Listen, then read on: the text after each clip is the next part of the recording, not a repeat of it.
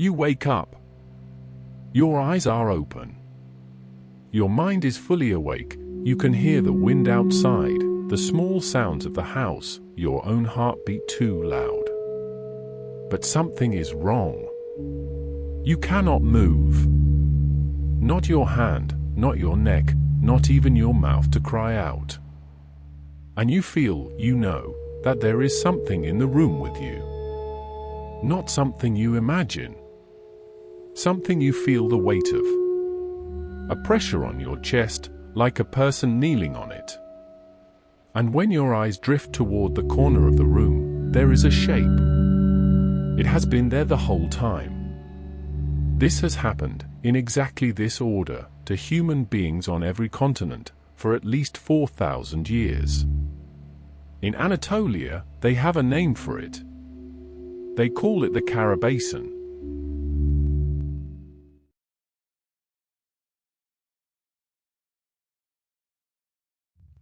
Kara means black. Basan means the one who presses. And every villager who has met him tells the story the same way. He comes when the household is asleep. He climbs the chest of his chosen sleeper, sometimes as a heavy old man in a dark cloak, sometimes as a hairy weight without a shape, sometimes as a woman with her back turned. He does not speak. He does not need to. His presence is the whole event. And here is the strangest part of the belief. The elders will tell you that if you can move even one finger, a single finger, the spell breaks and he vanishes. But you cannot. Not this night. That was the deal he made with you when he crossed the threshold. Villagers who survived a visit describe the same details in the same order, details so specific that folklorists could not, at first, believe they had not been rehearsed. First, the paralysis. The mind wakes but the body will not follow. Then, the pressure, most often on the chest, sometimes on the throat, always heavy enough to make breathing difficult. Then, the certainty, before you see anything, you know something is here. And then, if you dare to look, the presence, standing near the door, sitting on your bed, leaning over your face. Sometimes it whispers, but you cannot understand the words. Sometimes it climbs onto you. Almost always, it looks at you. And you feel, this is the detail every account shares, that if it decides to, it can kill you. The whole visit lasts, they say, only as long as a prayer. So the villagers armored their knights. A knife or a piece of iron placed under the pillow, because iron is what the invisible cannot cross. A verse from the Quran, most often the Ayat al-Kursi, the throne verse, kept close to the sleeper. The older, pre-Islamic layer of the belief simply inherited the new religion's shield. A pinch of salt at the threshold. And a rule everyone learned as a child: do not sleep on your back. He needs a chest to sit on. Turn to your side, and there is nowhere to land. And one more rule, the most interesting one. Do not say his name aloud, especially at night, especially in a dark room. Because the elders swore, and swear still, that saying the name summons the one who owns it. The Anatolian countryside knows him by many names. Karabasan in the west and center. Kambos or Kamba, the hunchback, in some Aegean villages, because he arrives already stooped. Bastiran, the one that presses, in the east. Albasan, the red presser, in some regions, where his story tangles with the red woman we met last week. But whatever they call him, the description is the same. And the strangest fact about him is not what he does. It is what he does in the exact same way, 5,000 miles from here. In Germany, they call him the Alp, a small, heavy creature that sits on the sleeper's chest and drinks the breath. In England, they called him the mare, this is where our word nightmare comes from. The nightmare is not a bad dream.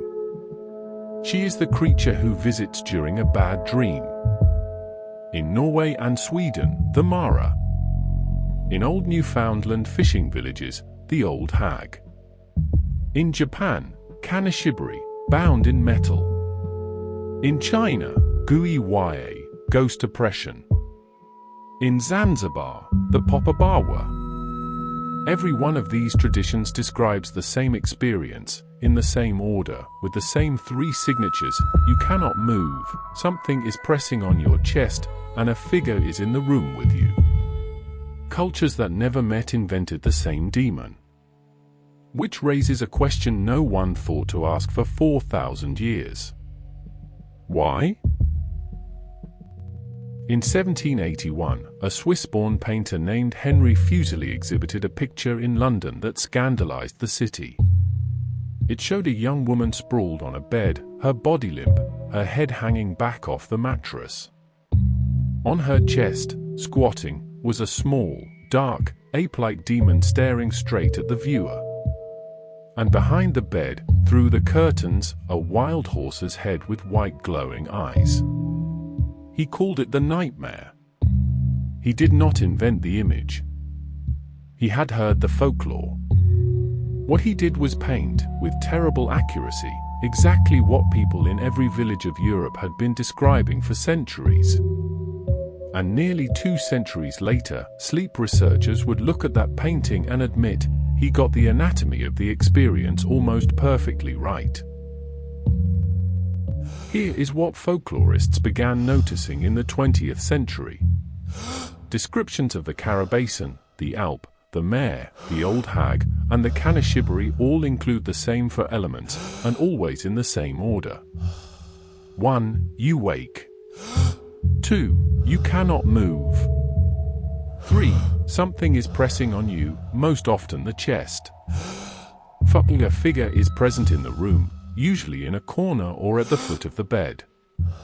Some traditions add smell, a rotten or sulphurous smell. Some add sound, footsteps, whispering, the creak of the floorboards. And nearly every tradition adds an emotional signature that no dream can produce, a certainty of malevolence. This is not a story someone would make up once. This is a story someone must be reading off the body itself. The oldest written record of the experience is not folklore. It is Mesopotamian medicine. Assyrian tablets from the 7th century BC prescribe amulets against a demon called the Alu, who lay across sleepers' chests at night. Egyptian dream texts warn of a spirit that visits the body between the last watch of night and the first light. Persian physicians of the 11th century, including Avicenna, described a specific illness they called kabuz. That word, kabuz, is the direct grandfather of our Karabasan. The demon has been visiting us, and being written down, for at least 3,000 years. Which means the belief is older than most gods. In the Anatolian version, 3 defenses came to matter most. The first was position. You slept on your right side, the way the prophet was said to have slept, because that side turned the heart away from the visitor. The second was the verse, the ayat al-kursi, whispered before sleep. The third was iron, a nail, a knife, a horseshoe near the head of the bed. And there was one final trick, remembered mostly by the grandmothers. If the Karabasan comes, do not fight him. You cannot. Instead, try to move a single finger. That is where the door to your body still opens. Break one small movement, and the whole spell shatters. And this is where the story becomes uncanny. Because the villagers were not scientists, but the rules they built were, quietly, correct. Sleeping on the back does make the experience more common. Modern sleep researchers confirm this. Supine posture is the single strongest environmental risk factor for what they now call sleep paralysis. Stress makes it more frequent. Interrupted sleep makes it more frequent.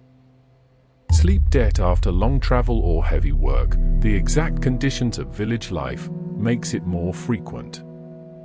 The old women who told you to sleep on your right side, to keep the fire warm, to not stay awake grieving too long, they were writing a sleep hygiene manual 400 years before the field existed.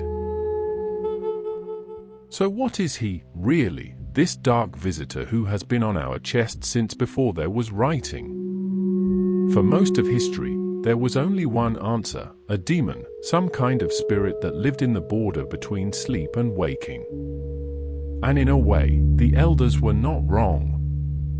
Something does live in that border. It just isn't outside the body. It's inside it. And in the 1990s, a Canadian neurologist named Old Cheney finally opened the door. The dream state, which we call REM sleep, comes with a safety mechanism. When your brain begins to dream, it also, deliberately, paralyzes almost every muscle in your body. This is called REM atonia. It exists so that you do not physically act out the wolves you're chasing in your dream, or fall out of bed running. But sometimes the switch does not release cleanly. You wake up. Your prefrontal cortex, the thinking part, comes back online. Your senses report the room. But the paralysis has not lifted. For anywhere from a few seconds to a couple of minutes, you are a conscious mind in a body that will not obey. And here is what makes the experience terrifying rather than merely strange. During REM, the amygdala, the brain's threat detector, is highly active. It is expecting danger because in the dream it just came from, there was danger. So a mind that wakes into a still body with a threat alarm already ringing does what minds do. It looks for the threat. It scans the room. It fills in the shape. It insists, because the amygdala is screaming, that someone is there. And every culture on Earth, given the same broken switch in the brainstem, arrived at the same answer. The demon in the corner. The weight on the chest. The presence we cannot name. For 4,000 years we described him perfectly, and never knew we were looking in a mirror. The neurologists closed the case. But there is a stranger reading, one that grows from the old Sufi teaching of the Barzakh, the borderland between the worlds, which is precisely where this experience lives. In that reading, the visitor was never a stranger. He is you, the self that lives on the far side of sleep, and he has been longing to meet you. The two of you knew each other once. Both of your worlds made you forget. When the two dimensions lean close, the space between them obeys neither world's rules, not its air, not its weight. And your will to move is not destroyed. It is being answered in the other body. One consciousness, for a moment, cannot decide which of its two bodies to command. There are only two doors out. The first is the one the villagers taught, the sudden movement, the single finger, the panic that breaks the meeting. But panic, the mystic said, wounds the visitor. He withdraws, not in anger but in mercy, so as not to frighten you further. You were not ready. The treasure closes until the next meeting. The second door is surrender. And notice, they said, who tells this story? Always the ones who fled. The ones who surrendered tell nothing, for who would believe them? A handful of Sufi masters pointed toward this secret. Not one of them wrote down what lies behind the door. Science calls it a mirror. The Sufis call it a door. Next time. In the deepest 40 days of winter, when the cold cracks the wood and the wells freeze solid, an old traveler appears at your door. He asks you 3 questions. Answer them wrong, and you will not see spring. This is the Karakoncolos. And once you know how he chooses his victims, you will understand why the mountain villages of Anatolia never, ever, travel alone in the coldest week of the year.